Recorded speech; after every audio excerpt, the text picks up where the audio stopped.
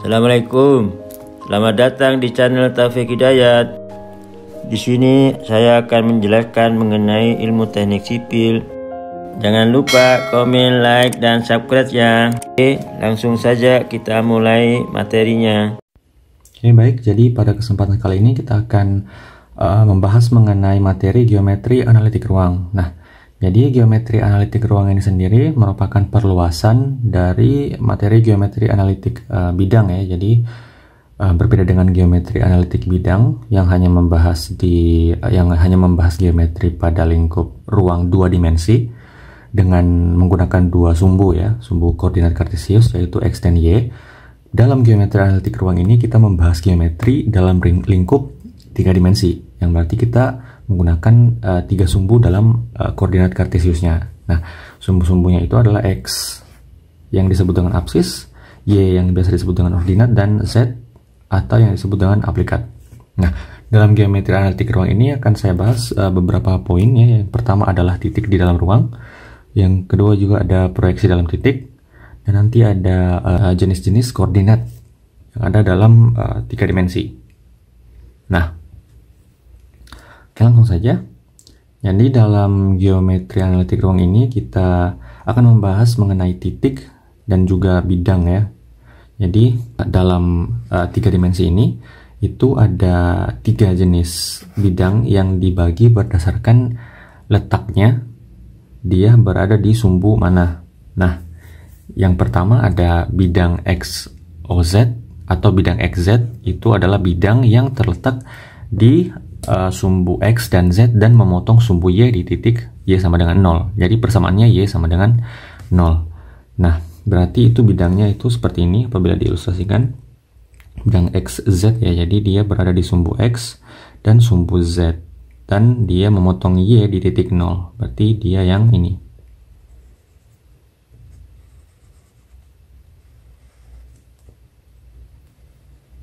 Yang ini ya, ini bidang XOZ. Nah, selanjutnya ada bidang XOY. Itu ada bidang yang berada di sumbu XY dan memotong Z di titik 0 atau Z sama dengan 0 di sini. Jadi bidangnya ada di sumbu X dan sumbu Y dan memotong Z di sumbu 0. Jadi dia seperti ini. Dia menghadap ke atas. Ini adalah bidang XOY. Kemudian ada ini bidang XOY.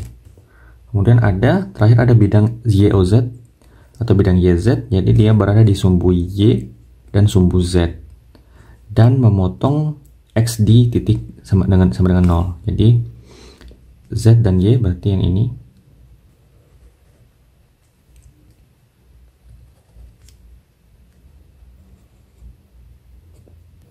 Nah, yang ini adalah bidang YOZ ya. Nah, seperti itu.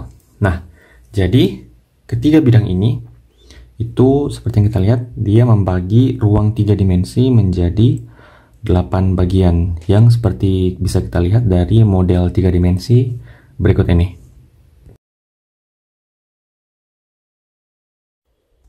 Nah, baik, jadi seperti yang disebutkan tadi, jadi dalam geometri analitik ruang ini ada 3 bidang ya. Ada bidang XOZ di mana Y-nya sama dengan 0 yang kita bisa lihat dari bidang berwarna biru ini, Y sama dengan 0.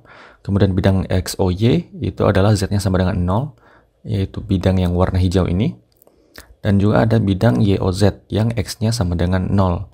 Itu dapat kita lihat di bidang berwarna merah ini. Nah, jadi bidang-bidang tersebut itu membagi ruang 3 dimensi menjadi 8 bagian yang kita sebut dengan oktan. Nah, jadi oktan itu ada oktan 1 sampai oktan 8. Yang dimana dari oktan 1 sampai oktan 8 itu nilai X, Y, Z-nya itu dapat berubah-ubah. Nah, pada umumnya untuk oktan 1 nilai X, Y, dan Z-nya itu selalu positif. Nah, kemudian untuk oktan 2-nya itu adalah kita berputar berlawanan arah jarum jam. Jadi ke arah sini.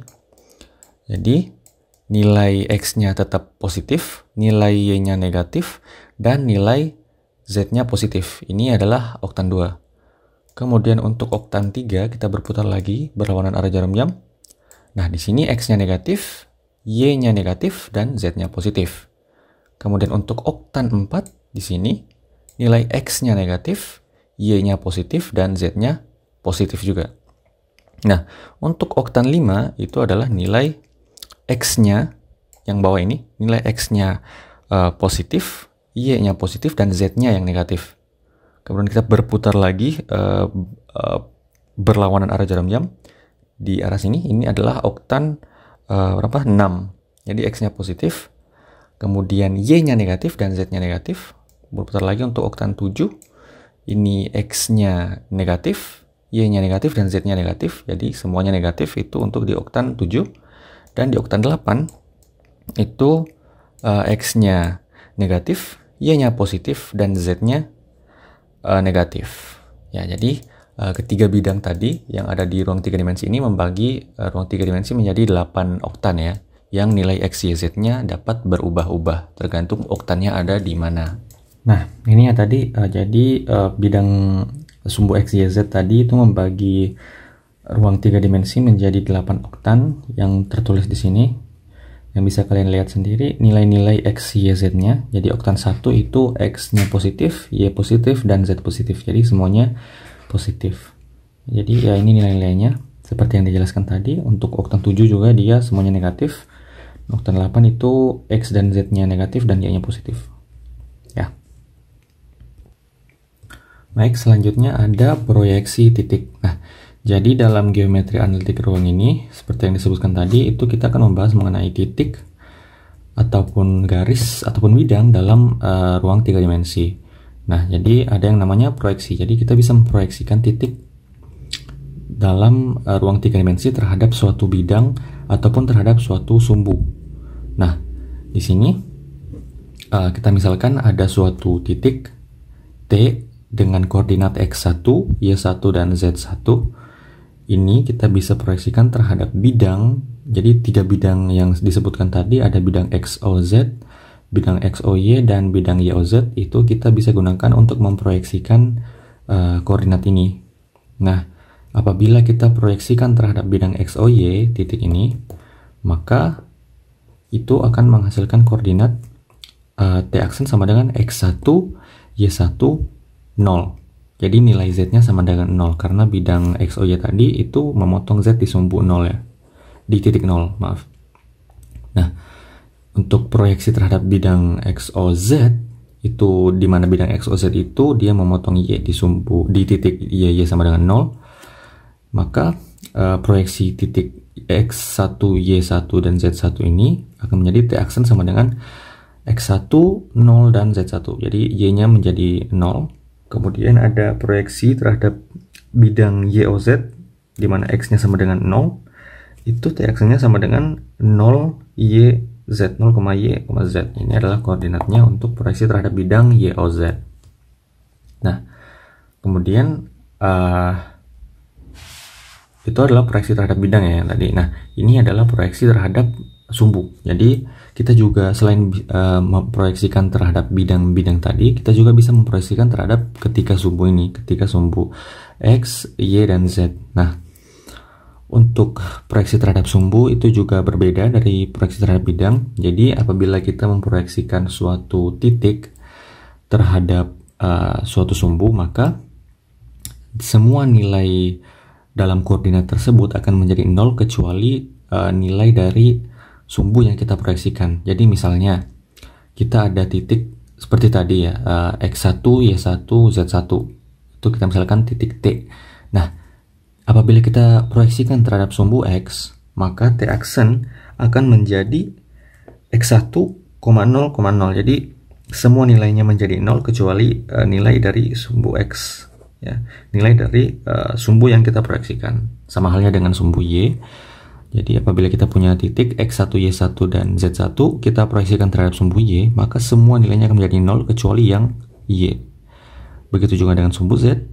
Apabila kita proyeksikan terhadap sumbu Z, maka nilai suatu koordinat akan menjadi 0 kecuali dengan titik Z-nya. Nah, sebagai contoh di sini saya ada satu koordinat A, titik A sama dengan koordinatnya 2,1,1. Jadi dia ada di sumbu X di nilainya 2, sumbu Y nilainya 1, dan Z-nya 1. Nah, titik ini mau saya proyeksikan terhadap sumbu X. Nah, maka semua nilainya ini akan menjadi 0 kecuali yang X. Jadi, maka proyeksi A-nya itu akan berada di sini. A aksen sama dengan 2,0,0. Ini adalah proyeksi terhadap sumbu X. Nah, kemudian sumbu A ini bisa juga kita proyeksikan terhadap sumbu Y. Jadi, semua nilainya akan menjadi 0 kecuali nilai Y-nya.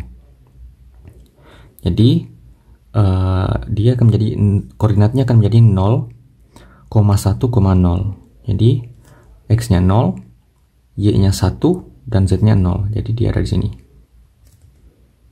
A aksen. Jadi dia 0,1,0.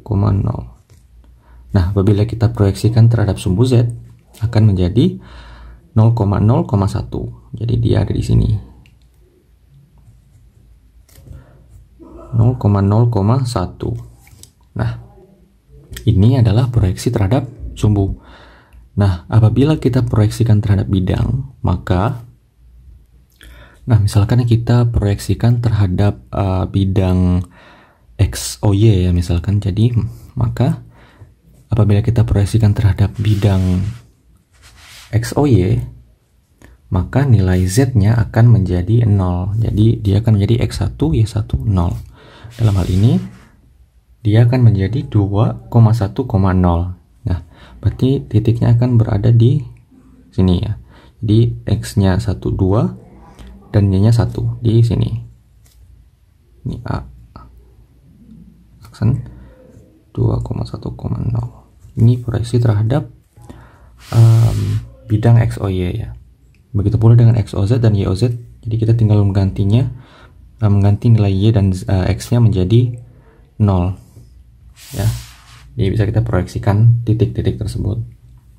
Nah, jadi tidak hanya titik, kita juga bisa memproyeksikan garis ya terhadap suatu bidang ataupun suatu sumbu. Jadi nantinya kita ada dua titik, kemudian titik tersebut kita hubungkan, kemudian kita proyeksikan titik-titik tersebut terhadap sumbu ataupun bidang, kemudian proyeksi-proyeksinya kita hubungkan lagi menjadi garis. Itu akan menjadi proyeksi garis ya.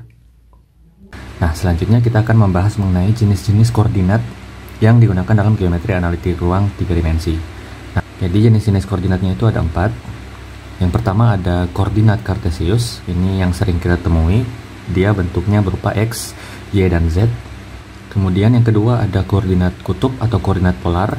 Ini dia biasa digunakan dalam bentuk 2 dimensi, namun saya masukkan karena dia juga termasuk dalam jenis koordinat yang digunakan dalam geometri.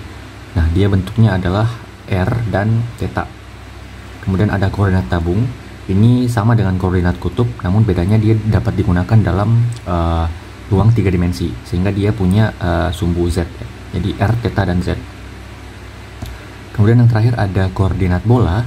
Itu adalah dalam bentuk rho, theta, dan pi. Oke. Nah, jadi masing-masing koordinat ini itu dapat kita konversi dari satu ke lainnya itu menggunakan rumus-rumus tertentu. Yang pertama di sini ada hubungan antara koordinat kartesius dan koordinat kutub ya. Jadi ini kita bisa mengkonversi dari koordinat kartesius ke koordinat kutub atau koordinat polar ataupun sebaliknya. Nah, di sini kita menggunakan konsep dari trigonometri.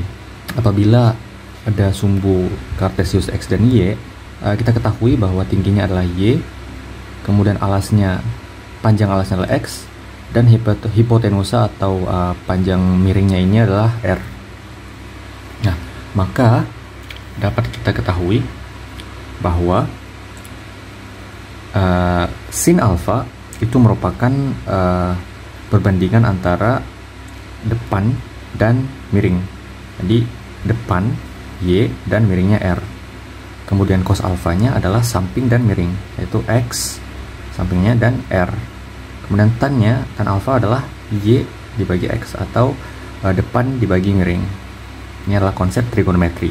Nah, dengan menggunakan konsep trigonometri ini, kita dapat melakukan konversi koordinat dari Kartesius menjadi koordinat polar ataupun sebaliknya menggunakan konsep ini, di mana X sama dengan R cos theta ini didapatkan dari rumus trigonometri yang ini, yang mana R-nya kedua ruas kita kalikan dengan R, sehingga didapatkan R cos theta atau R cos alpha sama dengan X.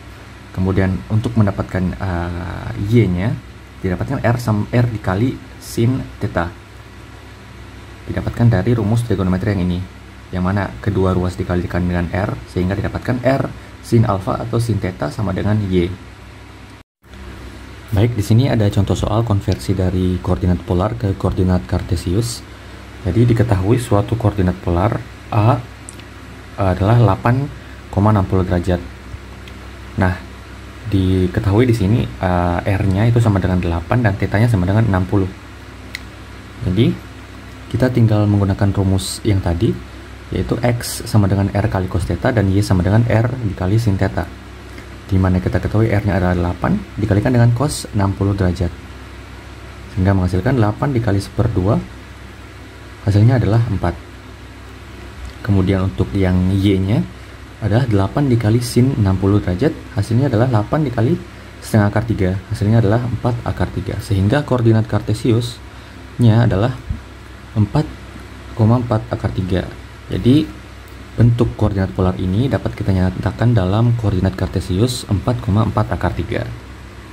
Untuk koordinat tabung sendiri, cara mengkonversinya itu sama. Apabila kita ingin mengkonversinya menjadi koordinat Kartesius, itu caranya sama dengan koordinat polar. Jadi yang membedakannya dengan koordinat polar adalah dia memiliki titik Z. Sehingga apabila kita mengkonversi koordinat Kartesius dalam 3 dimensi yang memiliki koordinat X, Y, Z, X dan Y-nya kita konversi menjadi R dan θ, sedangkan Z-nya nilainya adalah tetap. Seperti itu. Baik, untuk yang terakhir kita ada koordinat bola ya. Jadi kita mau mengkonversi dari koordinat bola menjadi koordinat Kartesius ataupun sebaliknya. Nah, untuk mengkonversinya sendiri kita menggunakan rumus sebagai berikut, di mana sin Pi sama dengan R dibagi rho, cos Pi sama dengan Z dibagi rho, dan tan Pi sama dengan R dibagi Z. Nah, seperti yang kita ketahui tadi, kalau koordinat bola itu dinyatakan dalam bentuk rho, theta, pi. Nah, dari rumus-rumus ini kita dapat menurunkannya, jadi sehingga kita bisa dapat nilai R-nya. Jadi R ininya kita pindah sehingga rho sin Pi ini kita masukkan ke dalam rumus ini. Nah, sehingga didapatkan R-nya itu sama dengan rho sin Pi. Sehingga untuk mencari koordinat Kartesius untuk titik X, kita dapatkan rumusnya adalah rho sin Pi atau R cos theta. Untuk Y-nya itu adalah rho sin Pi sin theta, atau dalam bentuk R-nya R sin theta. Dan untuk yang Z-nya kita dapatkan adalah rho cos Pi. Itu didapatkan dari rumus ini, yang mana Z-nya ini rho-nya pindah jadi rho cos Pi, seperti ini, untuk konversi dari koordinat bola ke koordinat Kartesius. Sekian, saya kira gitu. Sampai ketemu di video berikutnya.